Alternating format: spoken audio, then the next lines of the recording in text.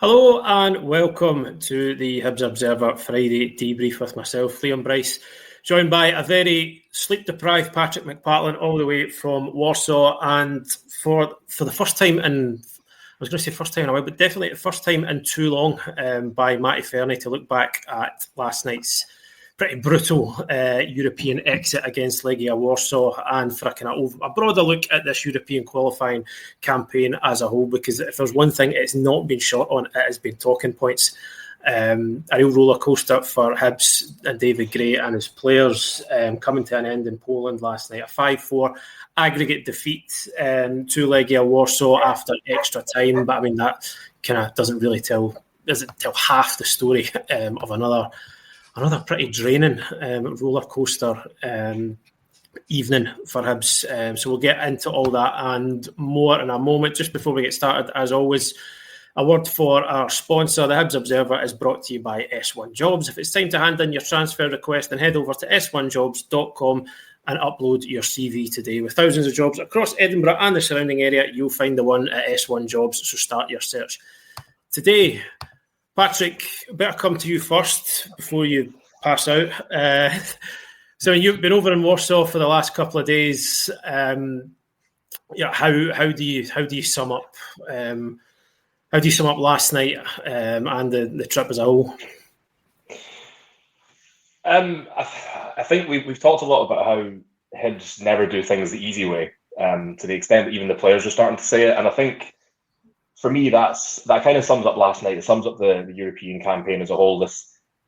Going to Belgrade and beating Partizan 2-0 in their own backyard, and then having to kind of scrape through extra time in the return leg is, I think that's an example of where this Hibs team's at the moment. Like, they never know when they're beaten, but they sure as hell don't do things the easy way.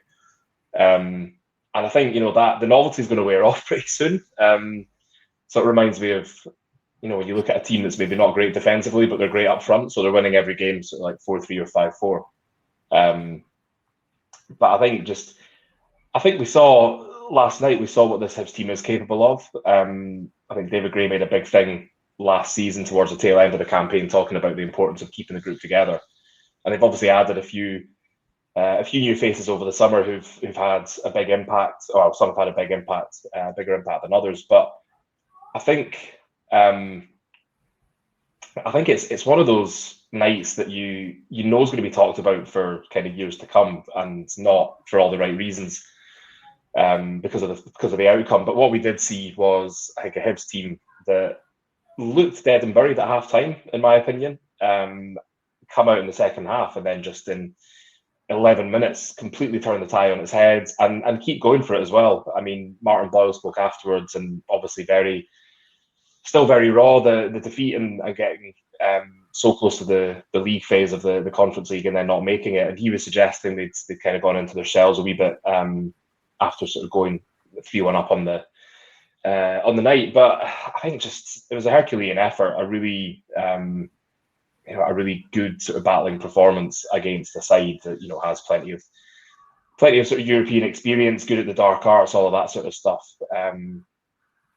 And the atmosphere was very, very loud. My ears are still ringing from the Legia fans' kind of constant shrill whistling and chanting, things like that. So it's a cliche, but it was a difficult place to go. But Hibs successfully managed to silence it on more than one occasion. And I think it's just, I think if we look at it in the wider context, it's this habit of losing late goals has become a bit of a crutch. It's given them a mountain to climb in. Certainly the game against Partizan and then a game against Legia, but it was also, we also saw it against Midtjylland as well. And I think, it's looking at this team and thinking it's probably still gelling a little bit. You've still got some players who are, they've only maybe got 2 or 3 appearances under their belt. They've only had sort of sporadic appearances off the bench, that sort of thing. So I think there's plenty to be excited about for the domestic campaign and obviously the 2 cup competitions. And I think once the dust has settled a little bit, then the general kind of consensus from last night will be that it was like a very good performance from a Hibs side going toe to toe with a side that's got a lot more in the way of European pedigree, and coming very close to, I think we could probably say, causing an upset. I think there was enough of a difference in and the relative coefficients to call it that. But I think, at the moment it still feels a little bit there's probably a bit of a shell-shocked feeling for the players and the staff, and certainly the sort of 1,700 or so fans who were there last night, and the wider support around the world. So it's I think it'll be a difficult one to get over to begin with. But I think as time goes by, it will become something that we look back on with something approaching fondness, maybe a little bit like the Ike Athens tie in the early 2000s. I think time will tell on that one. But certainly, as the European campaign as a whole has been really memorable. To be unbeaten away from home against Michelin, Partizan Belgrade and Legia Warsaw is, if you said that to Hibs fans this time last year, I think you might have been carted off for a closer inspection. I think that's the sort of the overriding thing for me, is just how far this team or how far this squad has progressed, and how far David Gray has sort of progressed as a manager and a head coach as well. And you consider where they were towards the end of November last year, not even 12 months ago, to be beating Partizan in Serbia and to be going to Legia Warsaw and so nearly causing an upset. I think that just sort of shows where this team has come from, and quite exciting to think about where they could end up. Yeah. By that same token, I think if you had told people that Hibs would go away to Michelin and get a draw, win over in Belgrade, and then beat Legia over 90 minutes away from home, that would have probably been enough to tip some people over the edge. If you then told them you're still not going to qualify for the group stage after yes. that would be an awful lot to take. Matty, I suspect I know the answer to this question, but is it going to take you a while to get over that last night? I think so. It's still very raw at the moment. It's one of these ones I don't know how the players managed to last as long as they did in the conditions that they did, because just watching it, I think my heart rate was at some ridiculous level all the way through the game. And I texted my son at one point and said, I don't think I'm going to make it to the end of this game with it, just the absolute stress that was put on, so never mind participating in it.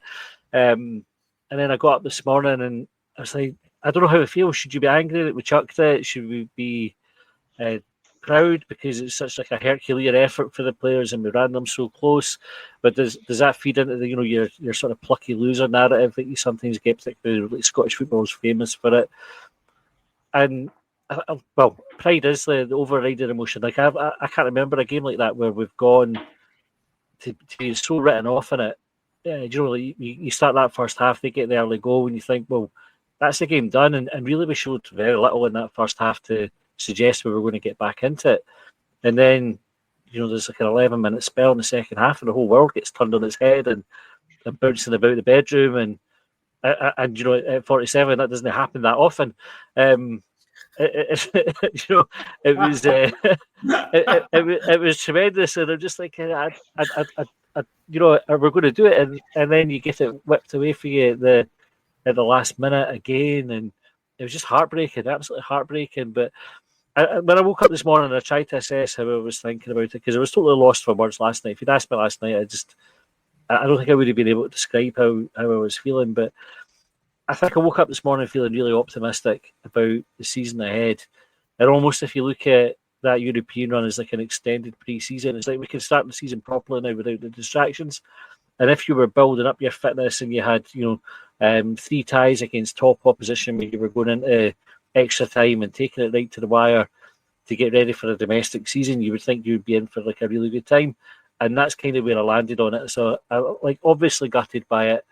I think it'll take a wee while to get past that, but optimism is overriding feeling. I think it's a good comparison to the AEK game that you made, Patrick, because that lives long in the memory, and it was a sort of heroic failure there as well. I think this one's probably up there with it, and almost worse, because we had, instead of Luna's header that everybody will rue, we had Boyle's shot. If it was like an inch lower, then we go through, and it's another wonder goal that takes us through. So heartbroken for the players, heartbroken for everybody that made it over, and I think most is probably heartbroken for David Gray, because you can see in his sort of post-match interviews how badly he'd taken it as well. But I thought his responses were really good, where he sort of said, like, we'll be proud but never accept the defeat, which is what you want to hear from your manager at a time like that. Yeah, to be fair, he very rarely, if at all, doesn't strike the right tone and the right message after these games, no matter how much you can see the disappointment on his face, which, as you say, Matt, you could absolutely see it. He was gutted. The players were absolutely gutted, and no wonder. But Patrick, I mean, talk to us about that 11-minute spell in the second half. What was it like being there for that?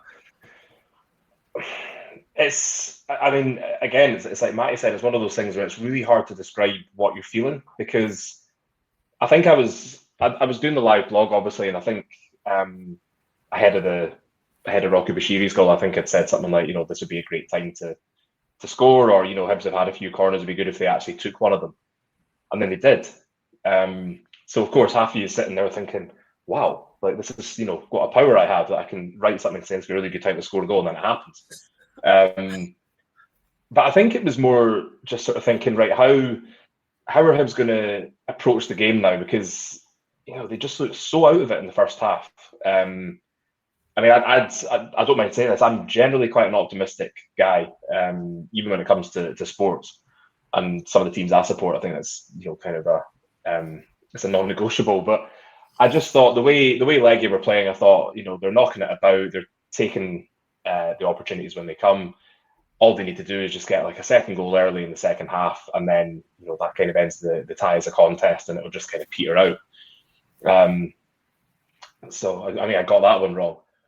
I mean, we'll never know what David Gray said at halftime. We'll never know, if the players had some input, or whether it was Legia just getting maybe a little bit, complacent almost. And you can maybe understand why they would, because I think Hibs were really, there are a couple of half chances here and there, but I just felt that it wasn't, it was a bit disjointed. It wasn't quite as, kind of free flowing as it has been at times, not just in European games, but just in domestic games as well. And then, because at that point you're thinking, right, so there's 1-1 on the night. Legia obviously still got the advantage on aggregate, and you think, how do Hibs play this? Do they sort of go hell for leather and try and get another, and then hold out for extra time and penalties? And you think the fact that they went to extra time against McPartlin, the fact they went to extra time against Partizan, you think surely they can't do that again. Another case again is particularly wrong. And I think they scored the second goal, and what sort of struck me the most was that Legia just seemed to completely collapse. They'd been so sort of in control. The first half was just, I mean, it was, you could show it in coaching seminars and just say, here's how to deal with a European game against an opponent who is desperately trying to, make the goals up and things like that. It was just a really, yeah, exactly. Just really, managed it really well, really calm, really, collected, not rushed, not sort of panicky, just, knock the ball around, keep possession, try and take your chances when you get openings. And, if you take some of those chances, then you'll score goals. And I suppose, I had a lot of time to think about the game on the flights back today from Poland. And I almost wonder whether the third goal came too quickly, because it just left Hibs with this kind of, I think it was half an hour or something like that. So it would have been 61st minute, I think. Miguel Chaiwa decided to take matters into his own hands. And I remember looking at it, and I remember thinking there'll be time added on. And there was a little part of me that thought it's too soon. But then that was sort of replaced by a feeling that, Legia had completely fallen out with the game. I think Eddie Jordanescu made some subs, and it had completely sort of wiped out whatever kind of balance they had in midfield for them to be controlling the game. And it genuinely looked like Hibs could score at any point, any time they attacked. You had Boyle's effort off the bar. You had the effort that Tobias saved with his legs. I think there was a point where a defender just sort of left the ball for Nicky Cadden to go after it, and then the keeper came out, and then he didn't go for it. And there was chance after chance, and you just thought the way that Legia just sort of collapsed. You thought surely Hibs take another one of these chances, and then I know what Hibs we're talking about here, but you think surely then even 4-1 is going to be too much. For Legia to sort of come back into, because there'd just be that sucker punch of thinking, we've got one leg in the league phase, we don't have to worry too much, and then that 11-minute spell, they're just kind of thinking, what's happened? How's it ended up like this? And I think their manager was quite interesting afterwards, and he was doing his post-match. Very, very much of a I'm glad we've made it to the league phase, but I don't want to have games of football like this. And he was actually quite funny because he was sort of saying, like, talk to your loved ones, talk to your children who want to pursue careers in football, and tell them don't become a football coach. Because I think he'd probably gone through the ringer in terms of emotions on the touchline. I think certainly the Hibs coaching staff had as well, and he was sort of struggling for his voice to begin with, which I think probably summed up his night. But I think I go back to, I ended up rambling there, but I go back to that just thinking, how do you write about this? Like, where has this come from? How has it happened? Not just the fact I certainly struggled. I really struggled. that sort of feeling of I've been quite consistent with this and saying that this Hibs team never knows when it's beaten, and I think my sort of gut feeling going into this game was it does look like a big task, but if there's any Hibs team from like the past however many seasons that could do something like this, that could turn it around, it probably would be this team. And I think it doesn't come close in terms of magnitude or importance or the fact it was a home game, but Hibs played Astras Tripolis in 2018, I want to say. Went 2-0 down very quickly at Easter Road, and somehow sort of came back in the second half to score 3 goals and win the first leg 3-2, which after a 1-1 draw in the second half, obviously they progressed to the next stage. David Gray scored in that, and I just kind of think he's just someone who it never really comes across from him, because he's just so kind of level-headed all the time. It's always, what he says, like, never get too high, never get too low. But it was just, it was almost like we were seeing a side of this Hibs team that we hadn't seen before. Like, we've seen the sort of, never knowing when they're beaten. We've seen the like resolute defending. We've seen, the free-flowing football. We've seen the drives from midfield, that sort of stuff. But it was just something completely different. And I think, having Miguel Chaiba on there just as a sort of, a bit of an unknown. I don't think Legia really knew how to deal with him. Now you put Josh Mulligan on top of that. You have Kieran Bowie trying to keep their centre backs occupied.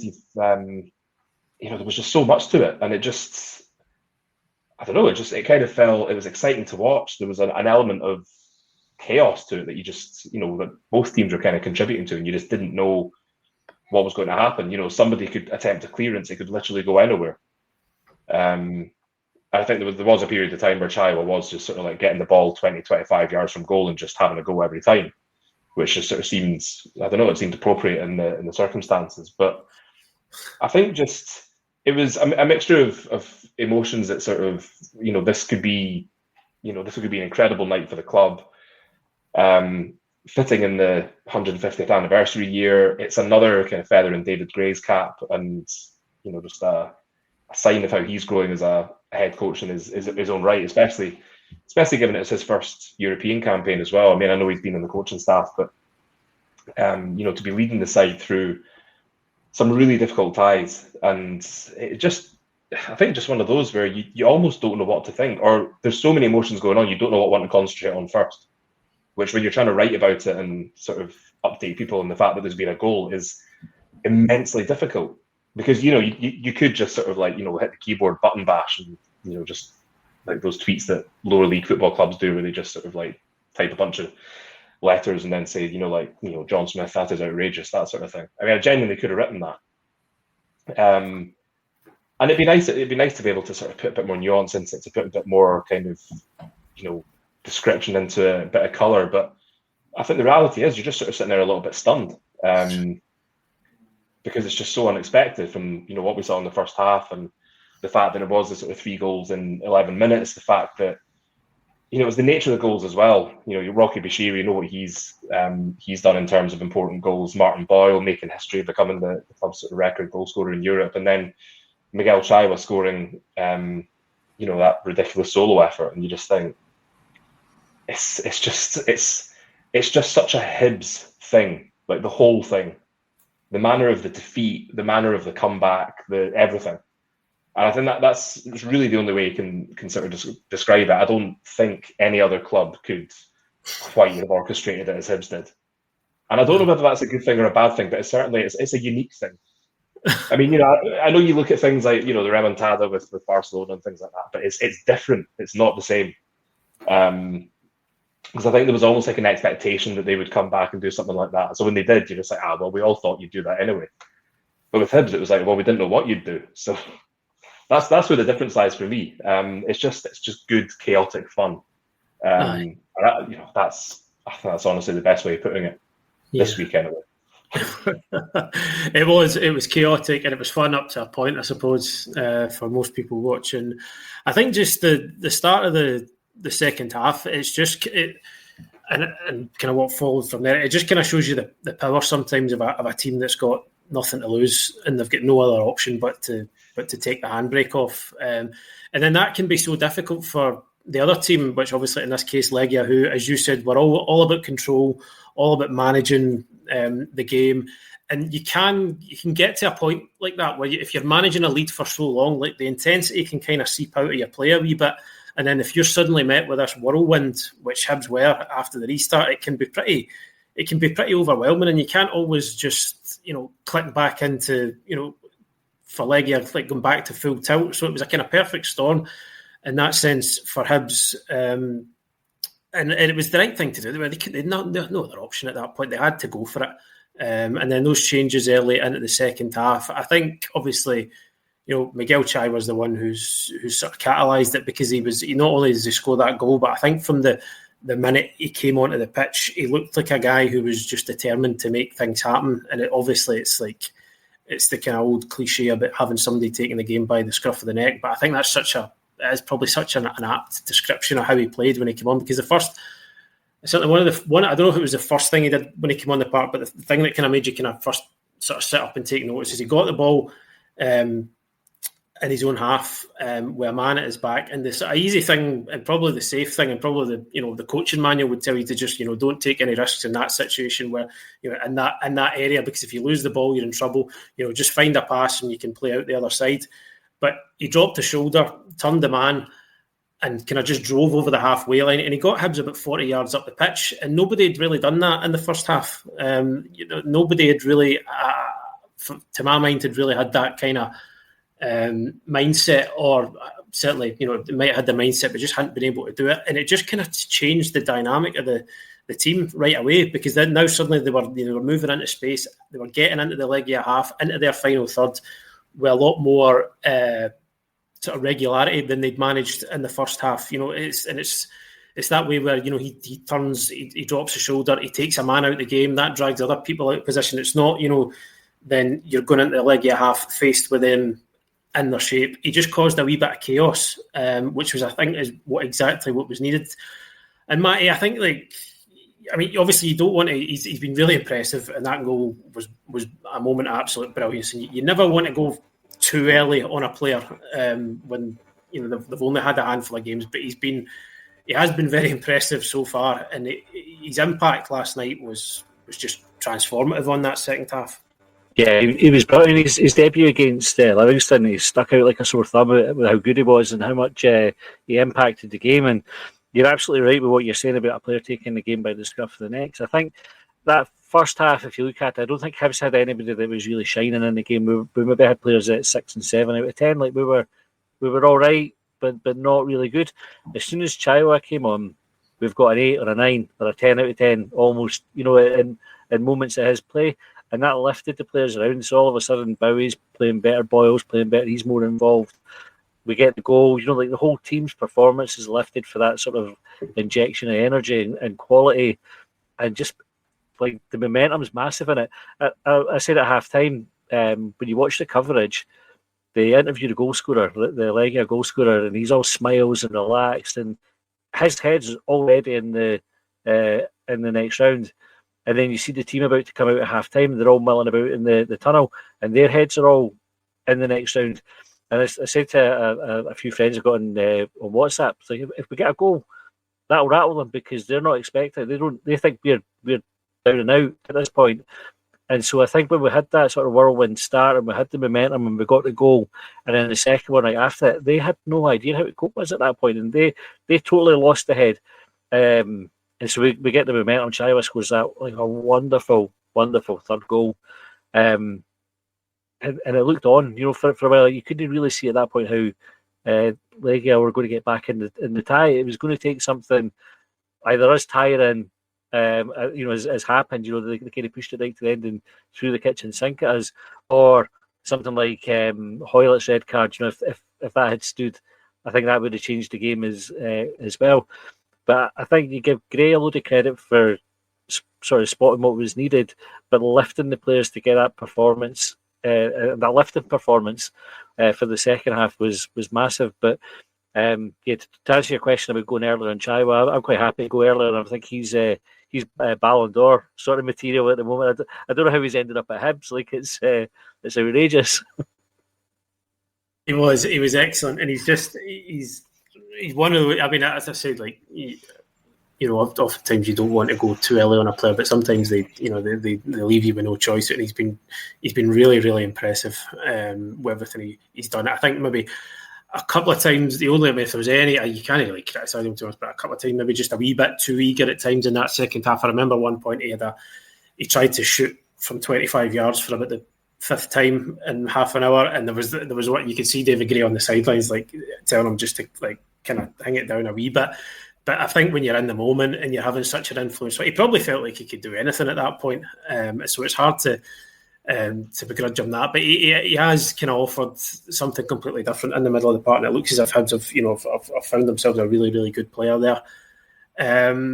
So I mean, the ending, we've kind of touched on it a wee bit there. But I mean, we've talked about this kind of trend of late goals. But I mean, that one, to me, it maybe looked as if there was maybe just one too many players that were just a bit knackered, and they just, what happens when you get to that stage, the concentration can go, the legs can't do what they could do an hour before, and it seemed like there was maybe a bit of fatigue kicked in towards the end, because it was a long night, wasn't it? I think what there's a wee change in shapes. We take Boyle off and Megwa comes on. I think Megwa tucks in rather than going out to the crosser. I think Levitt switches off a wee bit as well, and it's just the tiredness. I think Levitt gets a shout to follow the runner, and he sort of tries to pass the man on. And I think his race was run at that point, and you've got the sort of the physical and the mental fatigue, and you have to remember like how hot it was in the stadium, the quality of the opposition that you're up against, and just sort of withstanding that pressure as the game goes on. It gets harder and harder and harder, and I think it's frustrating because it happens a lot, but it happens a lot because of the quality teams we've been up against. I think I don't think it's a Hibs thing necessarily. I think if you put loads of teams in that situation against that quality of opponent, where it is something that's better than you, something gives, there's only so long you can kind of hold out. And it's just unfortunate. Like you almost got this. I think this fact it was 7 minutes injury time gave them a lift as well, and that 7 minutes comes for the referee's mistake with Hoylett. Had it been a 3 or 4 minute thing, I think we go through, because that doesn't feel like enough time to go and create something. You see 7 minutes going up, and you think, "Oh, brilliant!" That's a good chunk of time to get back in. There's a psychological element there. And I think for the Hibs players, you see the 7 minutes going up, and you're like, "Come on, now." So I think a combination of factors. There's a bit of chat about whether it was the right sub to bring on Megwa when you've got Hanley on the bench. Like maybe that wee bit of experience might have helped out, but I'm kind of loath to criticise it because it's all what ifs. You don't know what might happen. Right? You could have chucked Hanley on if he scores an own goal, and then everybody moans about that. Or it's just we could deal with what did happen. There was mistakes made. We were punished. That happens at that level. We just have to kind of get on with it, don't we? I suppose. Patrick, I mean, once the inevitable disappointment and the hurt from that wears off for Hibs, do you think this, even though it's ended in disappointment, do you think this whole experience sets them up well for domestic duties now? I think it does, yeah. I think there'll be a little bit of a feeling that they came up short, but they were in a great position to change history in a positive way, as David Gray keeps talking about. And it would have been monumental financially. It would have been a huge thing historically as well, as we were discussing. And there is also that sort of the unknowns. Like, would that then have had a serious impact on domestic form, like league form and things like that? Because that's where I feel like Gray's been quite good at getting that balance right. Where if you think about the last time Hibs were in Europe, even if they were getting quite good results on the Thursday night, they were pretty abysmal on the Sunday.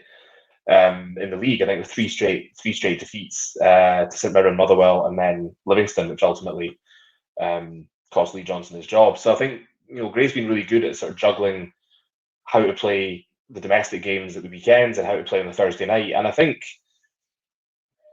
for the a lot of players were playing in Europe for the first time.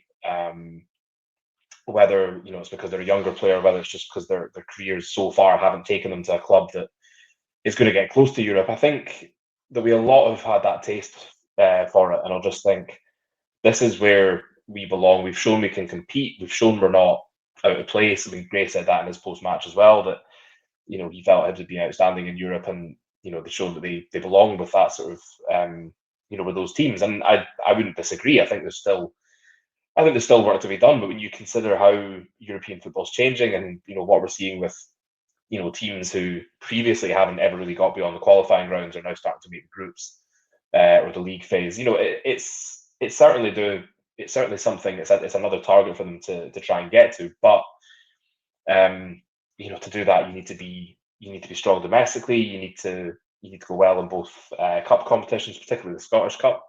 It sort of feels a little bit like this was a chat last night. It's like, if Hibs want to get to this stage again, then I think they have to finish third and win the Scottish Cup. Just for that kind of belt and braces approach.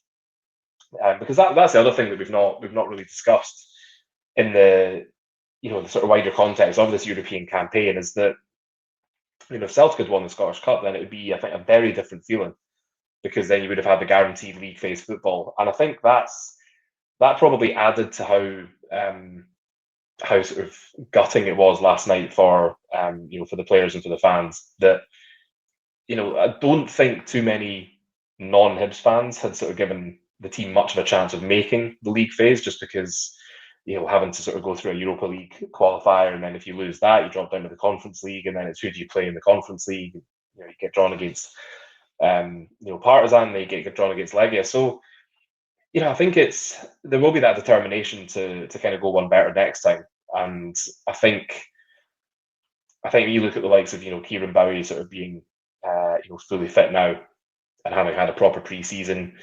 You look at some of the the signings they've brought in, how well they've done so far, even in sort of brief appearances.